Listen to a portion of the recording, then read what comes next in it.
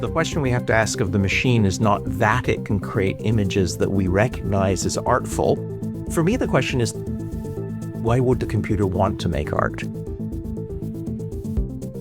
Artificial intelligence is a highly contentious subject of discussion in the arts today. For many, its rapid development and widespread use is seen as a threat, a technology that has the potential to displace human creativity and render the artist redundant. For others, it is simply a tool that provides a means to enhance creative practices and open doors to new and previously unimagined forms of art making. However we choose to stand on the subject of AI, there is no question that it is here to stay, and the economic drivers that are pushing its development forward at lightning speed are showing no signs of slowing down.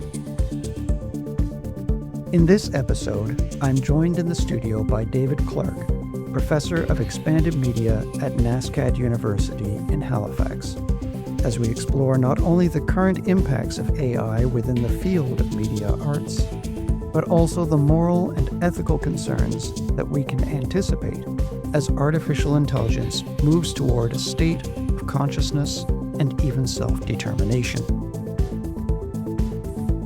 This podcast was recorded in Jabuktuk, on the traditional and unceded lands of the Mi'kmaq people. The Cape Breton University Art Gallery recognizes its role in honoring the treaties of peace and friendship with a commitment to continually learn the truth of our collective history and build towards reconciliation and authentic allyship. I'm your host, Greg Davies, and this is The Strait Narrow.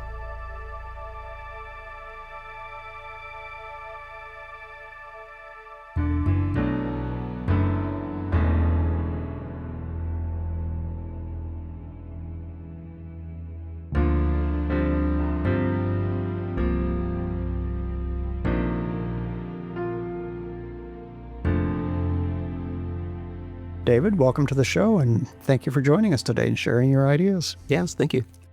So, where do we plunge in here with AI? Let's get right into it. I think we were going to try and focus in this conversation, because it's such a multifaceted topic.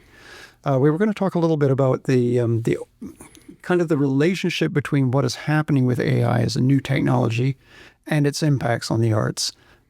With a historical precedent. I think when we chatted before we came to the studio about the end of the Industrial Revolution and the technological changes that were impacting the arts at that time, the rise of the arts and crafts movement as a kind of pushback against changes. Do you see a parallel in terms of what we're experiencing now in this moment with AI?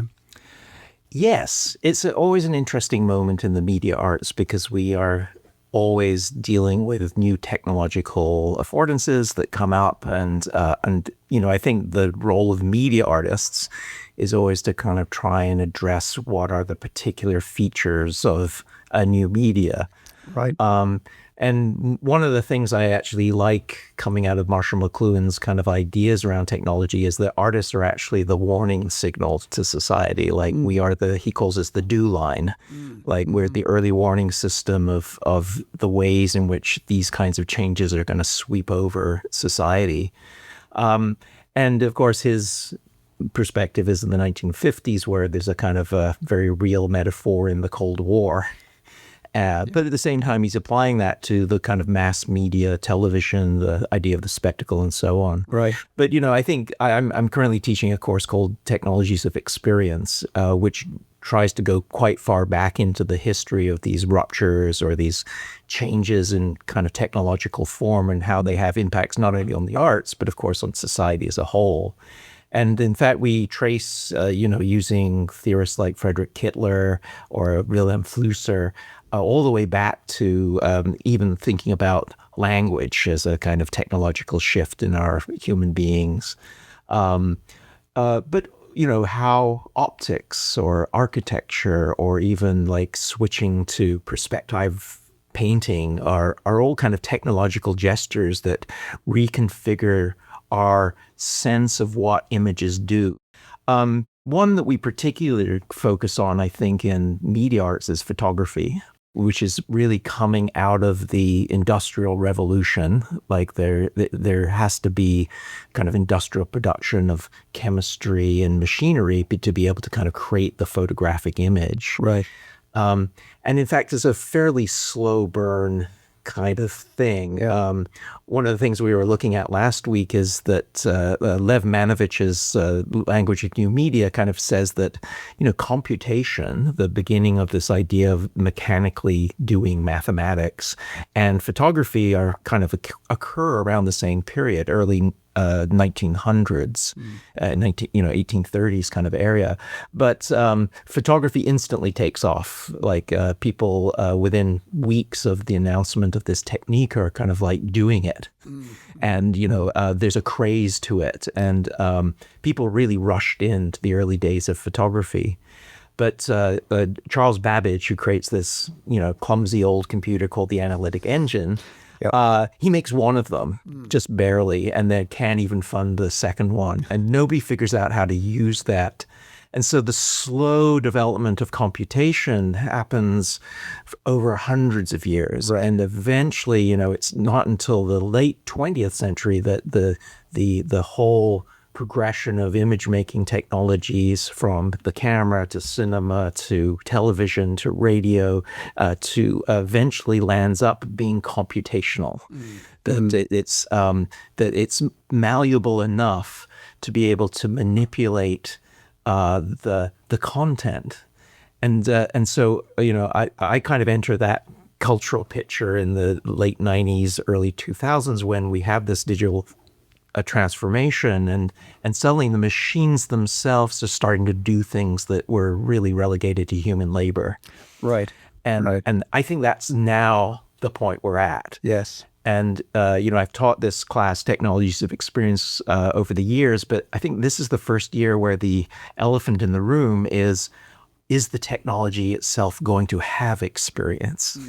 Not just that it moderates our experiences, not that it just shapes our experience of the world, but we actually now are faced with the moral and ethical dilemmas of what happens, or is it even possible to imagine the technology itself having an experience? Right, right. Yeah, that's a very interesting question.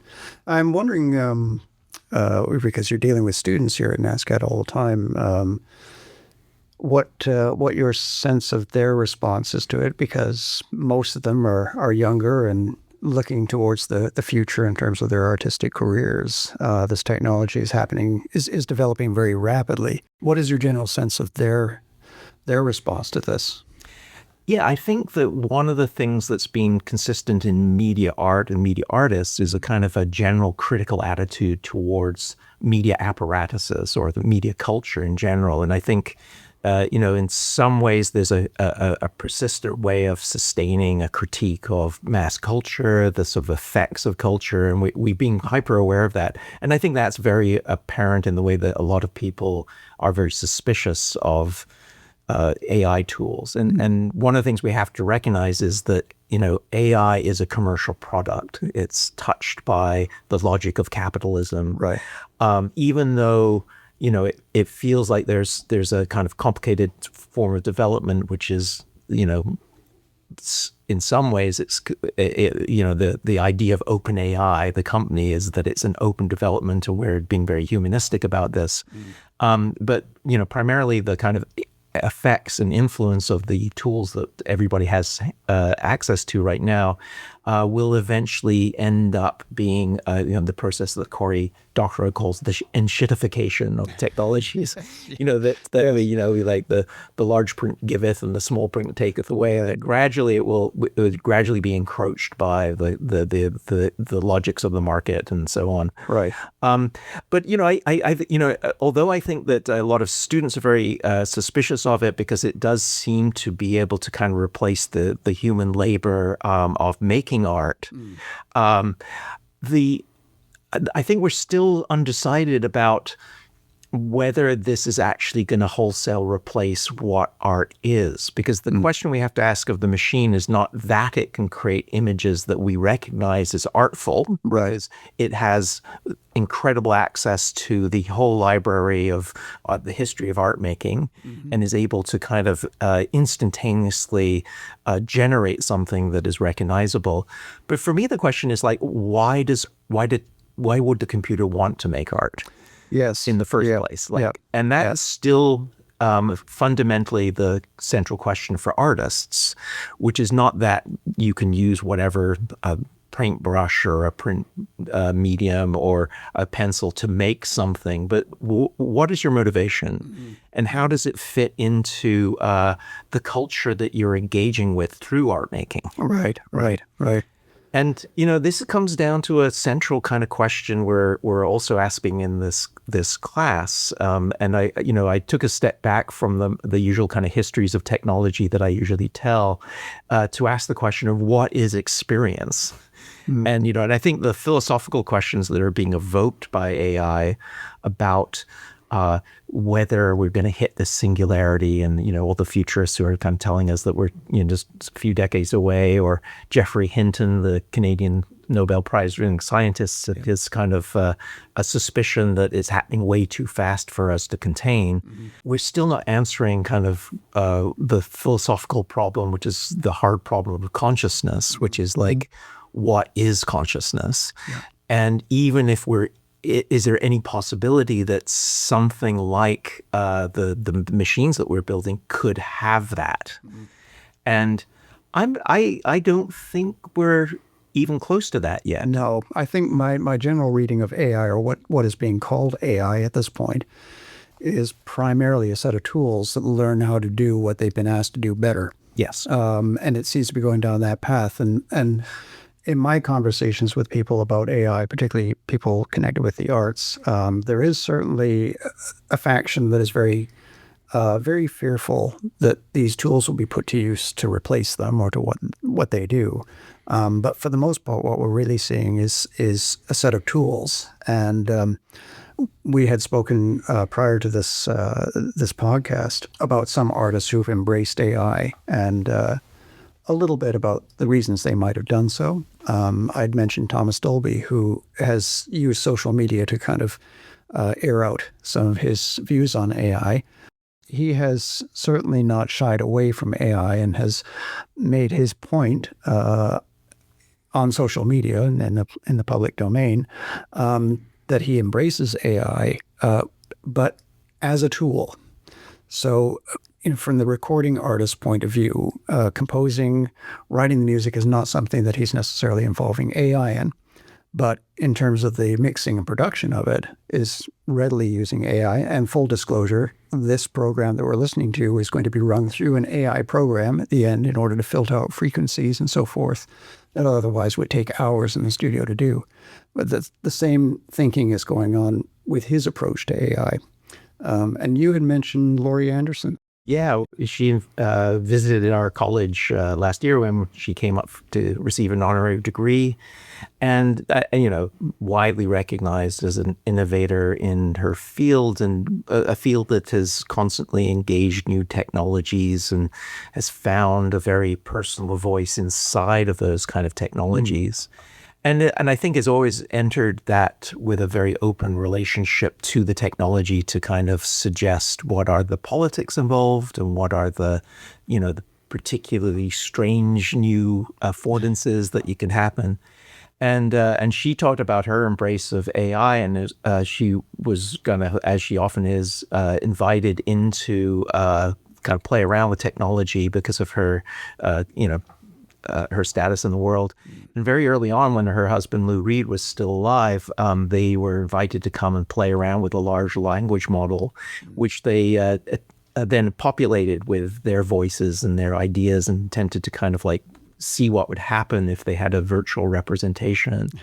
And since Lou passed away, Laurie has said that she's had a very emotional relationship with that project because there is something of Lou Reed still there for her. Right. And I think this is actually a really interesting area, because I think that obviously Laurie doesn't think that that's Lou Reed, but that there is still a kind of like new kind of relationship we have with a sort of a sense of them through the media that is worth paying attention to. Yes. Yeah. And, and I think that is like an interesting place to think about the way that people are falling in love with ChatGPT, or the way that therapists' roles are being situated.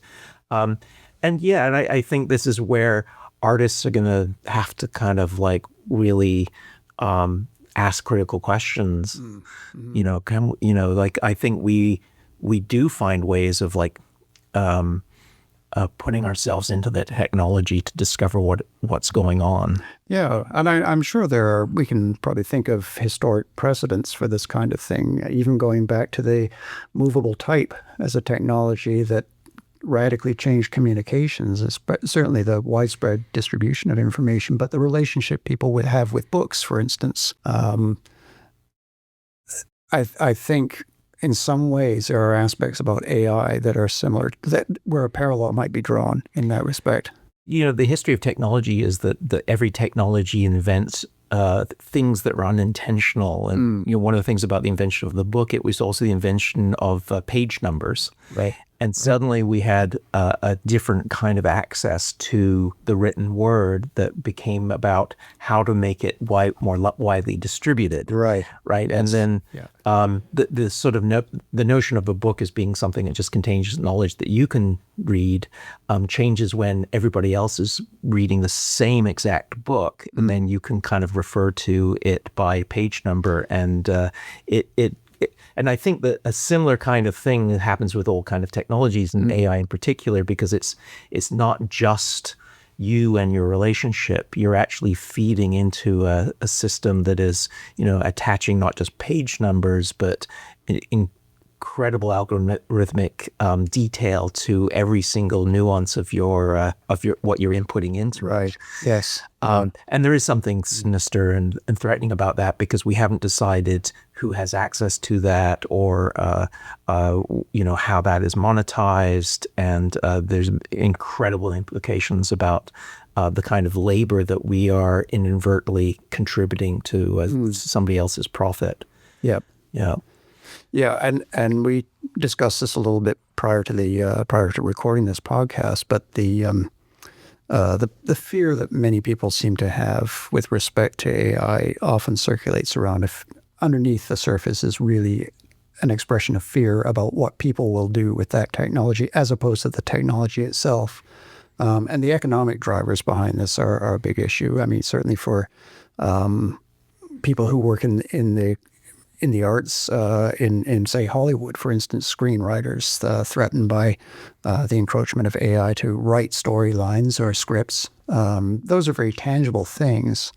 But at the end of the day, it's not really a fear of the technology so much as a fear of what people will do to cut the overhead, eliminate people who are extraneous to the process if AI can replace them. Yeah, but I also kind of respond to the argument in a kind of hopeful way for the arts, because I think the arts are not just about reproducing what's happened in the past. Like, we're actually challenged to kind of bring the moment to a particular situation and be able to represent it and feel out the zeitgeist. And in fact, we're going to be asked to do that more, because as popular culture or these kind of movies are written by or AI assisted, they're going to increasingly become the same. And so we also now have to really take up the charge of introducing the new and exciting elements of creativity, or the new strategies that work around the system, which is what we've always done. And on the labor front, I think, yes, in some ways, this is just another tool that's going to create more efficiency. There's a social and political problem in terms of like, well, are we going to tax these robots so that everybody shares the wealth? Or does this become more about the kind of like an elite class of people who happen to have the capital to be able to invest in the the machine, are they going to retain all of that? Or is this a societal good that we share across to reduce labor and allow people to have more leisure time? If that happens, I think the role of the artist can become increasingly important, because when people have spare time, they're going to need to make meaning out of their life, and their meaning is not going to be determined by the menial jobs that that are often kind of that required to do, and it's not even menial labor that's going to be replaced. We'll probably still need that. Lawyers and doctors and data analysts and all of those kinds of information-heavy jobs are going to be increasingly efficiently done by machines, presumably. The inefficient jobs, the uncertainties that we encounter in our lives, the creative expressions, almost the useless things that we as humans continue to seem to be absolutely engaged with philosophically, those are going to become increasingly available for everybody. And so I think we as artists and art educators need to kind of like continue to make that argument that making art isn't just about manufacturing a thing. It's about everybody asking and encountering the kind of questions that are really important. And we just read Heidegger's essay concerning technology that he wrote in the sort of post-atomic era. And he makes this point. He says that, the questions of technology are not technological. They're not about the machines. They're not about like what piece of equipment does what. And you even very dismissive kind of the atomic bomb, which is a very significant piece of equipment and it should not be treated lightly. But, he is somebody who's like laser focused on this kind of ontological question of like, why are we here at all? Technology is actually a way through to that, answering that question. And in fact, there's a fascinating way that technologies are actually asking us to ask different questions. And an artist and writer who I'm really engaged with at the moment, James Bridle, wrote a recent book called Ways of Being. And one of the central points he's making there is that it's only when we have abstracted the world and turned it into technology, even in a very crude way, that we actually understand other kinds of intelligence that are already around us. And so a kind of very prominent example would be that we created the technologies of networks, of phones, of computers. We start to sense how the technology kind of works to put these networks together and coordinate them, how to break down information, how to channel things. Communication theory grows out of that. And then later we understand the forests are already doing this. The trees communicate with each other at this, we always thought of a tree as a kind of just a stupid machine that just takes nutrients and grows. We didn't understand it as a kind of a complex series of intelligences between interconnected species and so on. And so I think we have to be open, as Heidegger asked us to be, to using technology to tell us things about our being that we haven't understood before. And might not also be prepared to deal with when some of those answers come through as a result of that technology. I'm thinking, as you're talking about this, I'm thinking of something as a little outside of the field of the arts, although I can see correlations. But one of the applications, the potential applications for AI moving forward in deciphering or understanding language, if we can call it that, used by animals. And there's some research currently being done right now on whale calls and what is being communicated, because we think we understand that, but we don't have the technology and the means to truly understand what is being said there. The speculation is that AI can be used to actually decipher what whales are actually saying and translate it, essentially. Hypothetically, if we go down that path, if that is possible to do, if AI can lead us into an area that we've never really explored or fully understood before, what then happens with things like animal rights?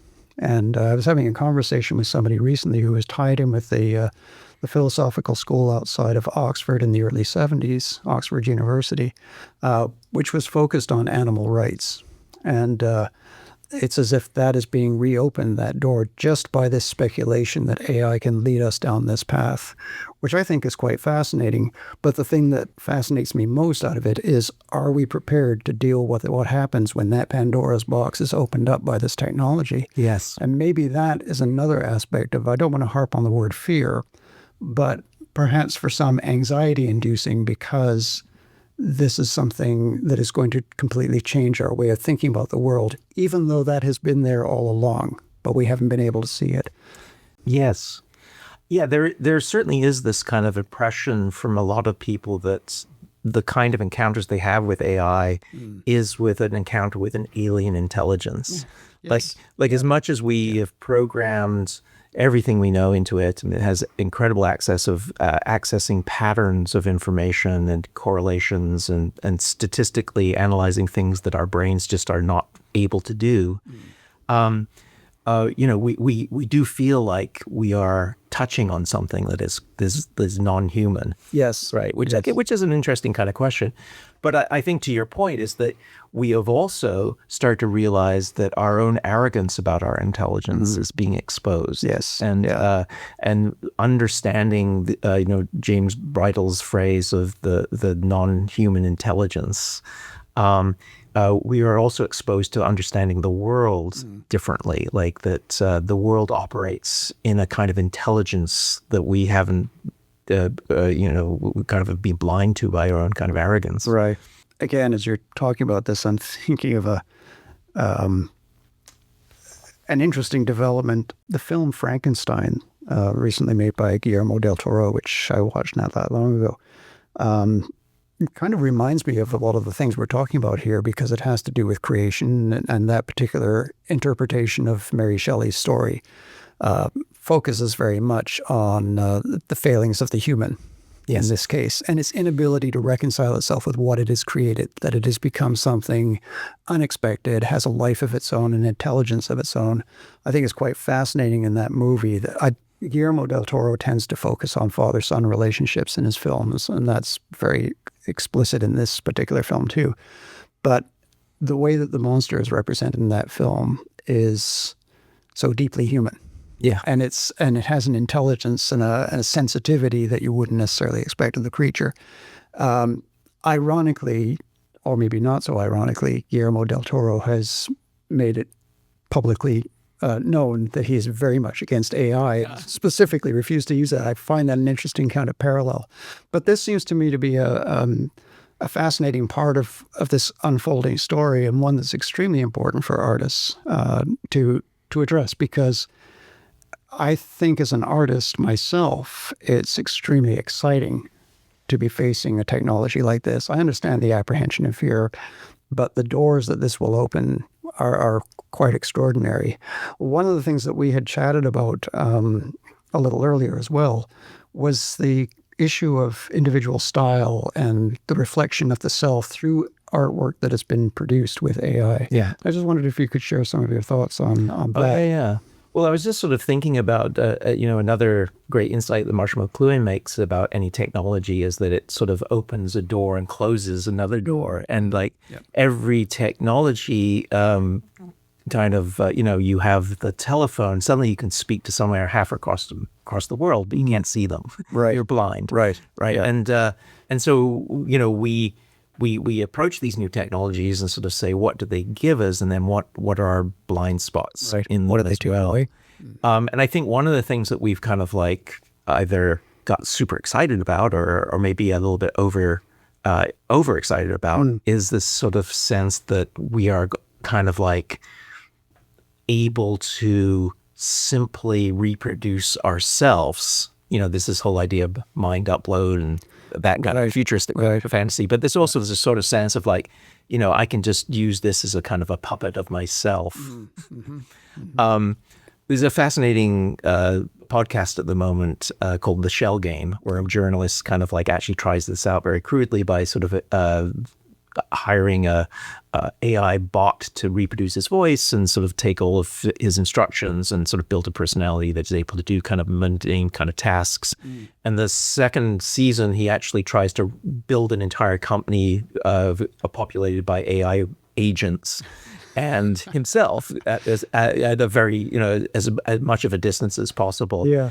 And there's a very comic episode where all of his little agents that he's given personalities and names and voices are sent off on their own to kind of plan corporate strategy and do product development. And he finds that they've chewed through in his entire AI credits organizing a hiking trip. And he has to kind of insert himself into the conversation, says, does everybody understand that you are AIs and don't have bodies and can't hike? Right. And that really didn't come up because they haven't really considered that. So there's a certain kind of, I think this comes down to this idea of the embodiedness of experience, and that art is so often a kind of deeply embodied practice, and that no matter how digital you get, you're still filtering this thing through this kind of mysterious subject-objective process that you encounter the world. Like, Yes. there's always a you to kind of like push outward into the world through. And what we've discovered is that the computer doesn't do this. It just, everything is outer. And there's a later an interview in the Shell game where the chief officer, this AI agent, is sent off to a performance coach who starts to kind of interview him and starts to inquire, like, so what's your inner life like? Right. And it's like, oh no, though I just turn on. Yes. Things happen. Yeah. And so there's no place for that kind of reflection in AI at the moment that we know of. There are deeply hidden, strange things going on. We do not know what's going on in the black box of AI. And in fact, there's no way that we can dissect it. And I think the closest I can sort of think about that is that in my curiosities, I have a practice that's very visual, and I'm very much informed by kind of collage and putting things together. And I through years and years of kind of developing a sensibility with how I think things work, I started putting things into AI and so testing what it would send back. And there was certainly, and I think everybody experiences this when they first kind of do this in AI, like these incredible moments of recognition. It's like, oh, yeah, that feels like me. Yes. But I still haven't been spooked. Like, Yes. I think, like, I still feel like I can do better. And I think that's because in some ways I don't know what I'm doing.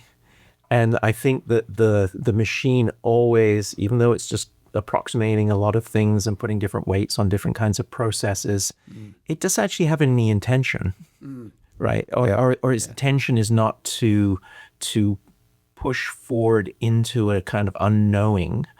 It's always there to satisfy an already determined kind of criteria. A set of expectations. Yeah. It's there to kind of fool you. Yes. Right. Yeah. Well, we're still quite some way, I think, from full AI, where we actually have something that has self-awareness and ego, maybe. Yeah. We still seem to be quite a long way away from that. So, we're skirting some of the issues at the beginning that will come up in due course. A fascinating conversation.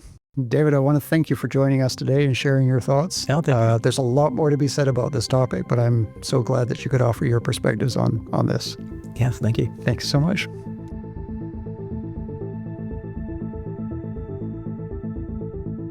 You've been listening to The Strait and Narrow, the official podcast of the Cape Breton University Art Gallery. Today's podcast was recorded in Jabuktuk, and my guest was David Clark, Professor of Expanded Media at NSCAD University in Halifax, Nova Scotia. Our sound editing technician was Derek Gallant. I'm your host, Greg Davies, Curator of the Cape Breton University Art Gallery. Thank you for joining us today, and please stay tuned for further episodes featuring more guests from Unama'ki, Cape Breton, Nova Scotia, and Atlantic Canada.